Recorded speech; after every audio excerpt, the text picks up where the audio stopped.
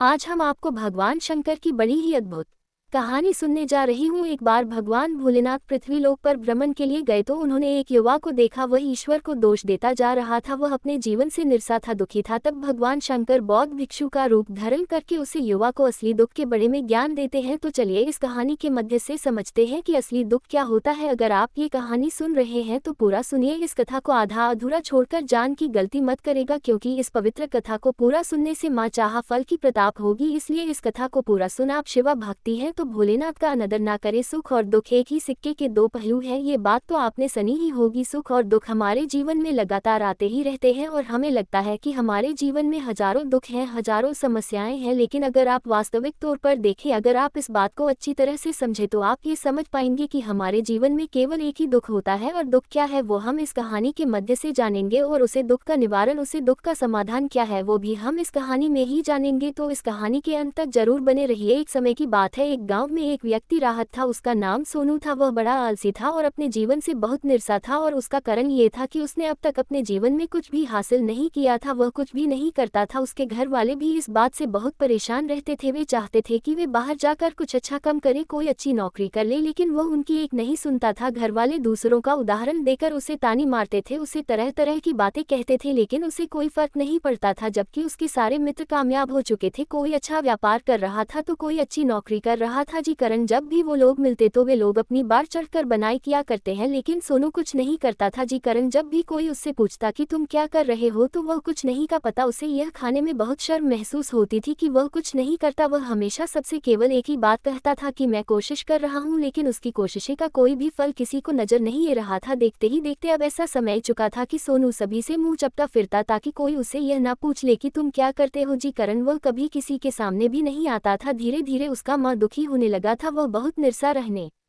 संगीत लगा। धरती पर बोझ है जी करण वह अपने आप को बहुत अकेला महसूस करता, बहुत तन्हा महसूस। एक दिन तो उसके माँ में ये भी विचार उत्पन्न होने लगे कि मेरे हाथों में कुछ नहीं है तो मैं क्या कर सकता हूँ। अकेले बैठकर वह रोता रहा और भगवान को दोष देता रहा। एक दिन छुपता छुपाते वह घर से निकहानी जा रहा था। तभी उसने रास्ते में देखा कि एक बौद्ध भिक्षु लोगों को प्रवचन दे रहे हैं और प्रवचन में वह दुख की बातें कर रहे हैं। सोनू कुछ डर के लिए अपना मुंह छुपकर वहीं पर खड़ा हो गया ताकि उसे कोई देख न ले, और चुपचाप हुई उन भिक्षु की बातें सुन रहा था। बौद्ध भिक्षु सभी को प्रवचन में कह रहे थे कि दुख हमारा सबसे बड़ा साथी है, हमें दुख अपने जीवन के बारे में समझता है और हमें सही जीने का तरीका संगीत, बल्कि आप दिन भर दिन और कमजोर होते जाएंगे, निराशा होते जाएंगे। सोनू छुप छुप कर उन बौद्ध भिक्षु की ये सारी बातें सुन रहा था। जैसे ही उपदेश खत्म हुआ वह उन बौद्ध भिक्षु के पास पहुंच उन्हें प्रणाम करके वह कहता है महात्मा, अभी आप कुछ देर पहले दुख को गुरु बता रहे थे। आप कह रहे थे कि दुखों से हमें सीखना चाहिए, हमें उन्हें अपना गुरु बनाना चाहिए, लेकिन मैं भी तो अपने दुखों से परेशान हूँ, अपने जीवन से परेशान हूँ। मैंने अब तक जो दुख झेला है मुझे तो कभी ऐसा प्रतीत नहीं हुआ कि मेरे दुख मुझे कुछ सिखा रहे हैं, बल्कि मुझे तो हमेशा यही लगता है कि वो मुझे पीड़ा दे रहे हैं, तकलीफ दे रहे हैं। पर दुख की पीड़ बहुत भयंकर होती है। ऐसा लगता है अब इसके बाद हमारा जीवन समाप्त हो जाएगा, इसके बाद हमें कुछ नहीं मिलने वाला, और यहाँ तक कि हमें मृत्यु भी उसके सामने कम लगती है। जब लोग तानी मारते हैं, जब लोग ये कहते हैं कि तुम क्या कर रहे हो, तो माँ बहुत ठेस पहुँचती है और मैं उनसे कुछ नहीं का पता। सोनू की यह सारी बातें सुनकर वो बौद्ध भिक्षुक सोनू से कहते, और तुम दुख के बारे में ऐसी बातें। सोनू ने अपने ऊपर भी दी हुई सारी बातें उन बौद्ध भिक्षु को बता दी और खाने लगा है महात्मा, क्या आपके पास मेरे दुख का कोई समाधान है। सोनू की यह बात सुनकर वो बौद्ध भिक्षु मुस्कुराने लगे और सोनू से कहते हैं, बेटा जब तुम्हारे जीवन में कोई असली दुख है तब तुम मेरे पास आना, मैं इसका समाधान तुम्हें अवश्य बताऊंगा। उन बौद्ध भूषण यू की सोनू थोड़ा सा अचरज में पड़ गया। उसे यह समझ नहीं आ रहा था कि क्या उसने अब तक जो दुख झेला है वह असली दुख नहीं है, उसने जो अब तक पीड़ा ही सही है, जो तानी सही है, जो तकलीफें उठाई है, क्या वह असली दुख नहीं है। आगे वह माँ अपने आप से कहता है कि जब मुझे मेरे अपने नहीं समझ पे तो ये बौद्ध भिक्षु मुझे क्या समझेंगे। इतना सोचकर वह वहां से चला गया। सभी लोगों के तानी सुन सुनकर सोनू बहुत थक चुका था, तो बहुत निराशा हो चुका था। जी करण उसने निर्णय लिया कि वह अब कुछ करके दिखाएगा। उसने अपने पिता से थोड़ा सा रुपया लिया और उसे रुपया से उसने एक व्यापार शुरू किया। उसके पिता बहुत खुश थे कि कम से कम मेरा बेटा कुछ करने का प्रयास तो कर रहा है, लेकिन उसे व्यापार में कोई सफलता नहीं मिल रही थी। जी करण वह बहुत ही हताश हो चुका था, वह बहुत निराशा हो चुका था। उसे यह समझ नहीं आ रहा था कि वह क्या करे, किस तरह से अपने व्यापार को आगे बढ़ाए। तभी उसके पिता ने उससे कहा, बेटा कोई बात नहीं, इसी तरह से प्रयास करते रहो, आज नहीं तो कल सफलता अवश्य मिलेगी। सोनू ने अपने पिता की बात मानी और अपने व्यापार में और भी कभी मेहनत करने लगा। धीरे धीरे उसे सफलता मिलने लगी और फिर उसने रफ्तार पकड़ ली। देखते ही देखते केवल 3 सालों के अंदर वह एक बहुत बड़ा व्यापारी बन गया। अब उसके पास धन दौलत की कोई कमी नहीं थी। लोग जो उसे पहले नापसंद किया करते थे अब उसे पसंद करते थे, उसकी चिंता करते थे, उसके कार्यों की सराहना करते थे। उसके माता पिता भी अब अपने बेटे से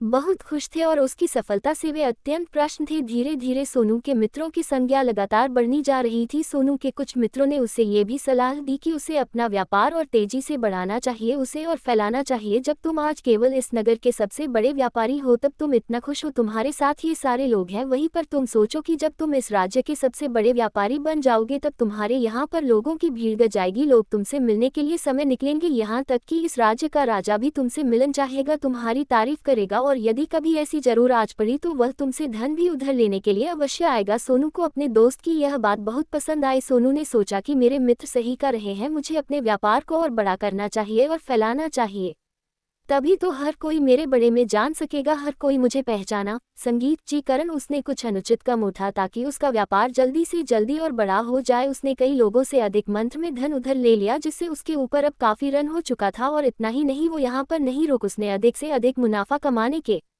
चक्कर में अपने माल की गुणवत्ता को भी खराब कर दिया, जिससे अब उसके माल में वह बात नहीं रह गई थी जो पहले हुआ करती थी। लेकिन वह अपने मित्रों की बात सुनता रहा, जैसा उसके मित्र कहते थे वो वैसा ही करता चला जा रहा था, यहाँ तक कि उसने अपने व्यापार को और भी तीव्रता से बढ़ाने के लिए अपने दूसरे छोटे व्यापारियों के खिलाफ षड्यंत्र भी रचना शुरू कर दिया। जी करण उसके माँ में अब पहले जैसा वह सुकून नहीं था, उसे अब रातों को नींद नहीं आई थी। वह केवल एक ही विचार में लगा रहा था कि किस तरह से उसका व्यापार पूरे राज्य में फैल जाएगा और वह इस राज्य का सबसे बड़ा व्यापारी बन जाएगा। जी करण वह दिन रात केवल इसी मेहनत में लगा रहा, वह किसका व्यापार जल्दी से जल्दी और बड़ा हो जाए। हालांकि उसके पास अब सब कुछ था, धन दौलत, अच्छा घर, गाड़ियां, नौकर जाकर सभी सुख सुविधा, लेकिन उसके बावजूद भी वो उन चीजों का लाभ नहीं उठा कर रहा था क्योंकि उसका पूरा ध्यान केवल अपने व्यापार को और उन्नति पर ले जाना था। एक दिन सोनू अपने रथ पर बैठकर एक मार्ग से होकर गुजर रहा था, तभी रास्ते में उन्हें गुरुवार का आश्रम भारत ये देखकर वह उन बौद्ध भिक्षु के पास गया और बौद्ध भिक्षु से खाने लगा। है महात्मा, आपने कहा था कि जब मेरे जीवन में कोई असली दुख आए तब मैं आपके पास आऊं, इस कारण मैं यहाँ पर आया हूँ।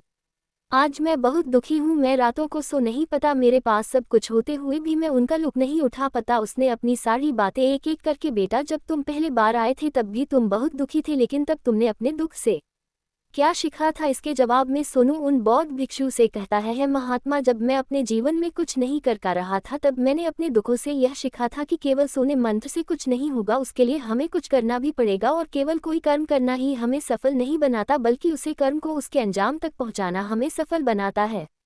फिर चाहे रास्ता कैसा भी हो, फिर चाहे परिस्थितियां कैसी भी क्यों ना हो, फिर चाहे कितनी ही बढ़ाएं आपके रास्ते में क्यों ना आए जाए, चाहे ऐसा क्यों ना लगे कि अब आपके जीवन में कुछ नहीं बचा और आप कुछ नहीं कर सकते, तब भी हौसला बनाए रखो, उम्मीद ना छोड़े और अपने कार्य पर डेट रहो, ये सोचकर कि जब तक मैं अपने कार्य को सफल नहीं कर ले, जब तक मैं अपने लक्ष्य तक नहीं पहुंच जाता तब तक मैं इस कार्य को करता रहूंगा, मैं इस कार्य में अवश्य सफल होकर ही रहूंगा। जबकि बाकी लोग केवल सफल लोगों को महत्व देते हैं, उनके कर्मों को नहीं। सोनू की यह सारी बातें सुनकर वह बौद्ध भिक्षु मुस्कुराने लगे और इस सोनू से कहते हैं, बेटा जब तुम्हारे जीवन में असली दुख आए तब तुम मेरे पास आना, मैं तुम्हारी समस्या का समाधान अवश्य करूंगा। इतना कहकर वह बौद्ध भिक्षु वहां से उठकर चले गए। सोनू एक बार फिर से उनकी यह बातें सुनकर आश्चर्यचकित रह गया। उसे अब ये समझ नहीं रहा था कि क्या उसने जो दुख देखा है, उससे जो तकलीफ है अब तक सही है, क्या वह असली दुख नहीं है। उसके मन में अब एक सवाल उत्पन्न होने लगा कि असली दुख क्या है और इसकी पहचान क्या है और मुझे कैसे पता चलेगा कि इस समय में असली दुख में हूँ। लेकिन उसने कुछ नहीं कहा। भैया सब सोच ही रहा था कि तभी वह बौद्ध भिक्षु सोनू के पास एक बड़ा सा घर लेकर पहुंच जाते हैं। उसे घर के अंदर सोने के सिक्के थे। उसे घर को देते हुए वह बौद्ध भिक्षु सोनू से कहते हैं, बेटा तुम इसे उसे पर के नीचे ढाबा दो, क्योंकि ये मेरे किसी काम का नहीं है, जब मुझे इसकी जरूर पड़ेगी तब मैं वहां से खोदकर इसे निकलेगा, लेकिन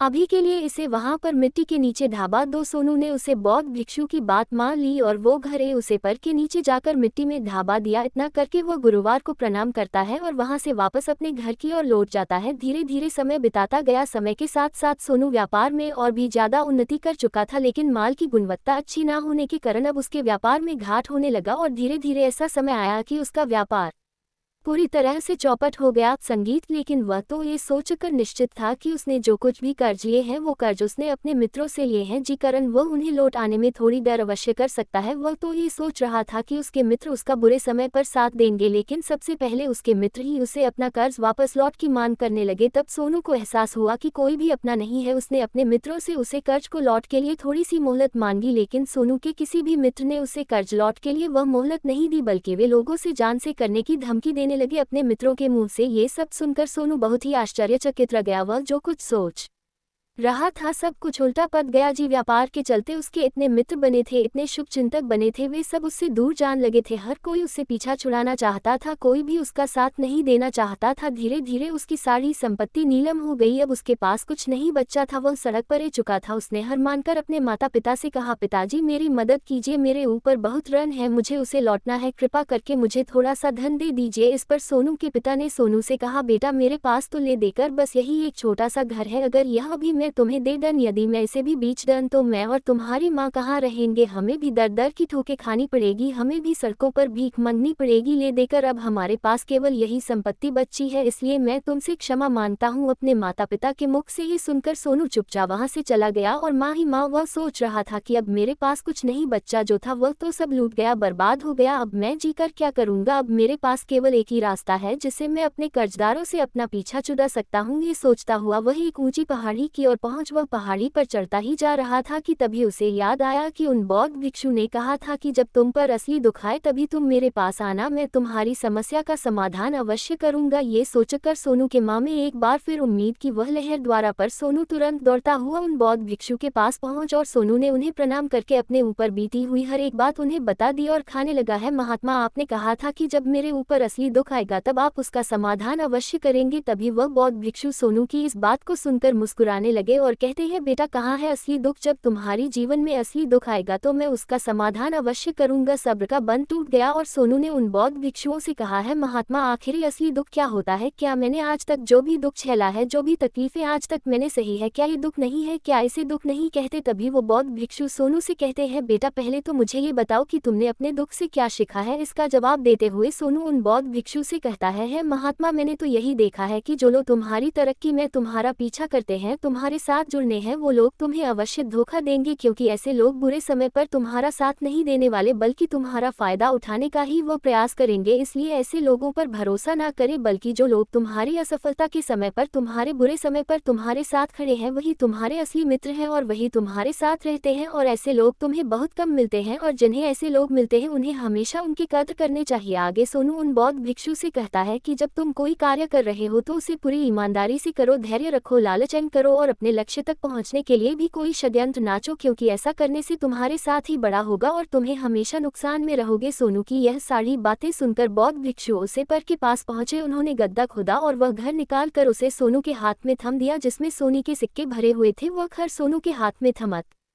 हुए उन बौद्ध भिक्षुओं ने कहा, लो इसे पकड़ो और जब तुम्हारे जीवन में असली दुख आए तब तुम मेरे पास आना, मैं इसका समाधान अवश्य करूंगा। संगीत। लेकिन उसने अपने हाथों में पैर हुए उसे घर को देखा जिसके अंदर सोने के सिक्के थे। ये देखकर उसे माँ ही माँ ये लगा कि चलो अब तो थोड़ी सी राहत अवश्य हो जाएगी, मैं अपने मित्र का वो कर्ज लौटा सकूंगा और एक नया व्यापार भी फिर से आरंभ कर सकूंगा। जी कारण उसने उन बौद्ध भिक्षुओं को प्रणाम किया, उनका धन्यवाद किया और वहां से चल पड़ा। सोनू ने उसे सोने के सिक्कों से सभी का कर्ज लौटा दिया और अपने लिए एक बार फिर से नया व्यापार शुरू किया। व्यापार छोटा था लेकिन अब की बार सोनू बहुत खुश था। उसने पूरी ईमानदारी, मेहनत और लगन के साथ अपने व्यापार पर काम किया और देखते ही देखते एक बार फिर से वह एक बार व्यापारी बन गया। लेकिन अब की बार वो बहुत खुश था, क्योंकि इस बार उसने कोई लालच नहीं की, नहीं किसी के लिए षड्यंत्र रचा, बल्कि उसने पूरी ईमानदारी और मेहनत के साथ अपने व्यापार पर काम किया। लेकिन जैसे जैसे आप धनी होते जाते हैं, जैसे जैसे आप अमीर बनते जाते हैं, समाज में एक डर और उत्पन्न होने लगता है और वह अपनी दौलत को ना को देना। जी कारण आप लोग दान करना शुरू कर देते हैं, पुण्य करना शुरू कर देते हैं, लोगों की मदद करते हैं ताकि आपके जीवन में कभी कोई दुख ना आए। लेकिन ये जीवन सुख और दुख का संगम है। जी कारण हर किसी को सुख और दुख से होकर गुजरा ही पड़ता है। इसी वजह से एक बार फिर से सोनू के जीवन में एक और दुख उत्पन्न हुआ। अब की बार उसके माता और पिता दोनों की मृत्यु हो गई। सोनू अपने माता पिता से बहुत प्रेम करता था, जी कारण उसके माँ को बहुत गहरा आघात पहुंच। जब आखिरी बार वह उन्हें देख रहा था तो उसके माँ में हजारों सवाल उत्पन्न होने लगे। वह अपने घर लौटा, घर लौटकर उसने देखा कि जी संपत्ति के लिए वह हमेशा लड़ते झगड़ने रहते थे। आज उसकी देखभाल के लिए कोई नहीं था। उसके माता पिता ने जो भी मेहनत की, जो भी अपने जीवन में इकट्ठा किया, सब यही रह गया। लेकिन अब सब कुछ खत्म हो चुका था है और सोनू का माँ बहुत बेचैन हो रहा था। उसके माँ में हजारों सवाल उत्पन्न हो रहे थे और वह अपने आप को बहुत अकेला महसूस कर रहा था। उसे बहुत खाली समय महसूस हो रहा था। उसने इधर उधर देखा लेकिन उसे कुछ समझ नहीं आया। तभी उसे उन बौद्ध भिक्षु की याद आई। वे तुरंत ही भाग भाग उन बौद्ध भिक्षु के पास पहुंच। उसे देखते ही उन बौद्ध भिक्षु ने सोनू से सवाल किया और कहा, क्या बात है बेटा, क्या कोई फिर से दुख आज पर ये है? तभी सोनू ने कहा, नहीं गुरुदेव, अब तो सब ठीक है, लेकिन आज मेरे माता पिता की मृत्यु हो गई और मैं बहुत अकेला महसूस कर रहा हूँ। मैं बहुत दुखी महसूस कर रहा हूँ, जैसे कुछ खाली सा है, जैसे कुछ अकेलापन सा। तभी वह बौद्ध भिक्षु सोनू से कहते हैं, बेटा इसमें दुखी होने वाली बात क्या है? ये तो जीवन है, एक दिन तो सभी को जाना है। यहाँ पर कोई रहने नहीं आया और ना ही कोई रहेगा। हम सब एक ना एक दिन मृत्यु को प्राप्त हो ही जाएंगे और मृत्यु कब आएगी ये किसी को नहीं पता। हो सकता है कि तुम्हारी मृत्यु कल ही हो जाएगी या फिर आज। और अभी यह सुनकर सोनू आश्चर्यचकित रह गया। उसने उन बौद्ध भिक्षु से कहा है, महाराज आप ये क्या कर रहे हैं? मैं तो अभी जवान हूँ और मुझे तो अभी अपनी पूरी उम्र जीना है। मैं तो जीना चाहता हूँ, कुछ करना चाहता हूँ, और आप कह रहे हैं कि मैं कभी भी मृत्यु को प्राप्त हो सकता हूँ। इस पर वो बौद्ध भिक्षु सोनू से कहते हैं, बंदे इस भ्रम में मत रहना कि मृत्यु केवल बूढ़े को आए है। बूढ़ों के सामने तो उनके जवान बच्चे तक मा जाते हैं। मृत्यु कभी किसी की उम्र देखकर नहीं आए और ना ही किसी को बता कर आए हैं। उन बौद्ध भिक्षु के मुख से यह सारी बातें सुनकर सोनू और भी ज्यादा बेचैन हो गया और वह चुपचाप वहां से चला गया। उसके माँ का वह खालीपन अब भी वैसे ही था। वह भी अपने आप को बहुत अकेला महसूस कर रहा था। उसके बाद से उसका माँ अपने व्यापार में भी नहीं लगता। जब भी वह कोई कार्य करता तो उसके माँ में ढेर सारे प्रश्न उठने लगता है, वो क्या कर रहा है, क्यों कर रहा है और उसने इस कार्य को क्यों किया। उसके माँ में अब एक और प्रश्न उत्पन्न होने लगा था, क्या हम यहाँ पर केवल इसीलिए आते हैं कि इस जीवन को भिगे और एक दिन मृत्यु को प्राप्त हो जाए? वही ये समझ नहीं कर रहा था कि जीवन का असली मतलब क्या है। उसने कई विद्वानों से पूछा, अपनी तरफ से मुमकिन हो सकता था खोजबीन की, लेकिन उसे कोई भी जवाब नहीं मिल पा रहा था। और जब उसे कोई जवाब नहीं मिला तो उसका दुख और भी बढ़ गया। जी करण उसके माँ की बेचैनी और भी बढ़ चुकी थी और उसे यह समझ नहीं रहा था कि वह क्या करे, कहाँ जाए, किस पूछे। तभी उसे फिर से उन बौद्ध भिक्षु की याद आई पहुंच और उसने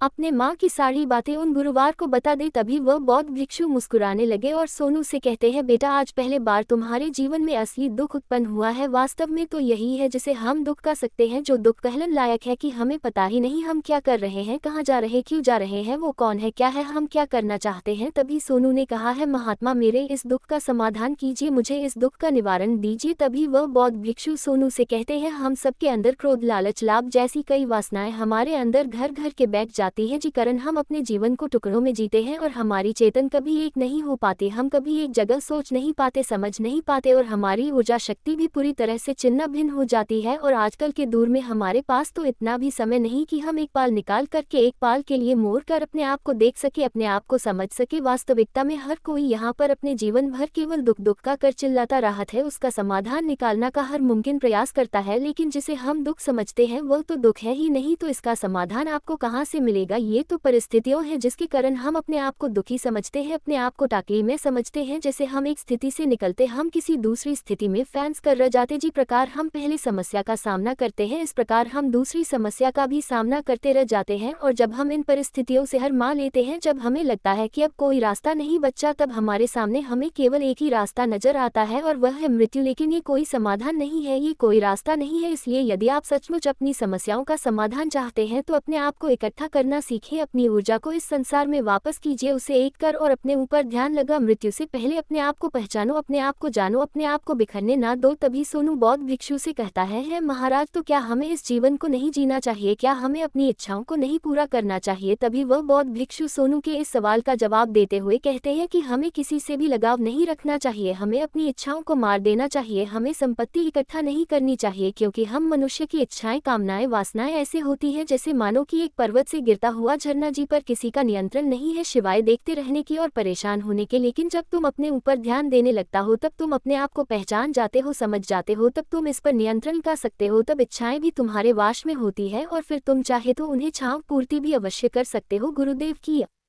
ये सारी बातें सुनकर सोनू ने गुरुदेव से कहा है, महाराज आपका बहुत बहुत धन्यवाद, आपने मेरी सबसे बड़ी समस्या का समाधान आज कर दिया है। मैं आज से अपने आप को एकत्रित करूंगा। गुरुदेव, मानव शरीर में बहुत ऊर्जा है, बहुत शक्ति है, पर वह बेकार के किमुन में ग जाती है। जी करण, हमारा जीवन भी बेकार की चीजों में लगा राहत है, लेकिन हम कभी भी इस पर अपना ध्यान नहीं देते। हम अभी भी अपनी ऊर्जा को केंद्रित नहीं करते, अपने ऊपर कभी ध्यान नहीं देते। हमारा जीवन भी कुछ ऐसा ही है। हम अपने जीवन में हमेशा अपने आप से ऊपर वाले से सवाल करते रहते हैं कि हमारे जीवन में इतना दुख क्यों है। हम सभी के माँ ये सवाल तो अवश्य ही उठाता है, और इसका जवाब है कि वही ईश्वर यह चाहता है कि हम अपने जीवन के अंतिम दुख तक पहुंच सके, उसे गहराई तक पहुंच सके, जहां पर हमें ये पता चल सके कि हमने अभी तक अपने आप को नहीं जान, अपने आप को नहीं पहचाना। मानव शरीर के अंदर जो ऊर्जा है, जो शक्ति है, उसके बारे में हम भी अभी तक नहीं जानते। हम अपने आप को चाहे तो एकत्रित कर सकते हैं, अपने आप पर नियंत्रण कर सकते हैं, लेकिन हम अपनी इस ऊर्जा का भी व्यर्थ उपयोग करते रहते, व्यर्थ की चीजों में बिलगा देते। जी कारण हम अपने आप को कभी नहीं पहचान पाते और ना ही कभी अपने आप पर नियंत्रण कर सकते हैं। लेकिन यदि आप अपने आप को जानना चाहते हैं, अपने आप को पहचाना चाहते हैं, तो पहले आपको खुद को एकत्रित करना होगा, अर्थात ध्यान लगाना होगा। ध्यान से ही आप अपने दुखों की, उन समस्याओं का समाधान निकाल सकते हैं, और तभी आप अपने आप को पहचान सकते हैं, जान सकते हैं, और अपने जीवन के हर दुखों का समाधान भी कर सकते हैं। इस वीडियो को बोलते समय कोई त्रुटि हो तो एक क्षमा चाहती हूँ। उम्मीद है आप सभी को यह वीडियो अच्छी लगी होगी। अगर आप शिवा के सच्चे भक्ति हैं तो चैनल को सब्सक्राइब और वीडियो को लाइक करके कमेंट में हर हर महादेव लिख दीजिए।